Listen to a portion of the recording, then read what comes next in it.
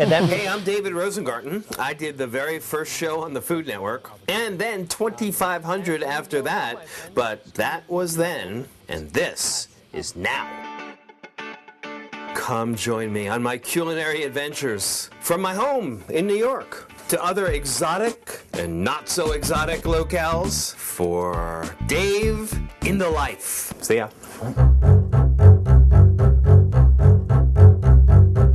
Okay, in my kitchen, and I'm working on a recipe with my colleague Claire, and this is a recipe that I had already developed, but I just found out something new about it. The recipe is basically something that I had at a tapas bar in Sevilla last spring, where I found that they all have the same dish. Maybe you can see this, Keith. It's called cazón in adobo. And adobo is such a weird word. It means different things all over the world. But anyway, for them, this is basically a fried fish dish that is marinated first rather heavily in Middle Eastern spices. So it obviously, came over way back when the Moors were in Spain. And the fish that they use is always a very heavy textured fish. In fact, it's always the same fish. They use shark, which is called cazón. I liked it a lot. I thought it might be even better with swordfish here in the US, so I made it a couple of days ago with swordfish, and it was great. Now, I thought this recipe was a done deal, and this recipe says that you put the fish in this Middle Eastern marinade for 4 to 8 hours in the refrigerator. But I did a dinner party about 3 or 4 days ago, and I had some of the swordfish left over, and 2 days ago, I tried it again. Marinated now a couple of days. And it was better. I mean, I was worried it was going to be too strong, but it was better. It was delicious. In the marinade? The marinade is a combination of white wine vinegar, olive oil, mashed garlic, ground cumin, and to make this really good, I roasted cumin seeds and ground them on the spot, sweet paprika, dried oregano, and black pepper. So now we're looking at, here it is, now we're looking at this swordfish marinating for, 4 or 5 days. And Claire, you and I are going to cook it up. I see my oil is just about ready. One of the cool things about tapas bars in Spain, when they fry stuff, you know what they fry it in? They fry it in extra virgin olive oil. Not like the world's greatest extra virgin olive oil, but, good extra virgin olive oil. And it really makes a difference. It's not so much that you get the extra virgin olive oil taste, but you get a kind of velvety elegance in the food when you do that. That's almost there. I want to do about 375, 380. Let's bread up a couple of these bad boys. There's the fish.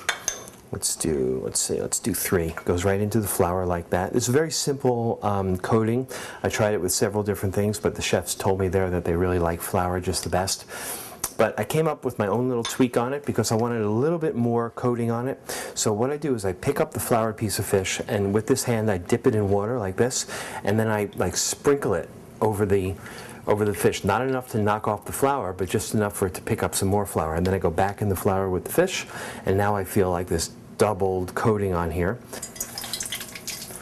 One thing you never want to do is fry at a too low temperature. If you fry below 325, you're going to end up with very greasy stuff. But if you fry anywhere from like 325 to 380, 390, something like that, it's going to be good. I'm looking for tongs.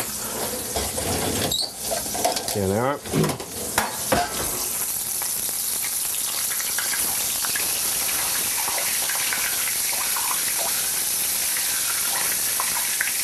This will take just like a minute or two. Good tool to have, deep fry thermometer. Have you got one at home? I don't. I bet you don't fry a lot. No, I don't. Do you have fear of frying? No. No? Okay. I just not something I usually take on at a home. But this is a very practical way to do it. Very easy, really. Small little saucepan pot. Absolutely. And you are very representative. I mean, a lot of people, even foodie people like you are, don't usually want to be bothered frying at home, but it's really very easy. Of course, if I take it out too early, it's going to be just a little bit underdone in the center, which actually, can you deal with underdone swordfish? Yep. You know, it's a funny thing about swordfish. Do you ever see it at a sushi bar? Never. Because Japanese chefs know, now I'm going to freak you out, but Japanese chefs know that swordfish is a likely candidate for parasites. so they don't serve it raw, usually. And you're sure you want to do it 4 days old? Little worms that get into your system and never go away. All right, it might be slightly underdone, but I'm brave. Here we go, over to the paper. Give it a little sprinkle of salt. Always good to salt fried food as soon as it comes out. To toss it a little bit. Goalie reflexes. Okay, of course, Clara, I want you to have that really nice and golden one. It's probably going to be a little bit too hot, but Really nice cumin sense. absolutely.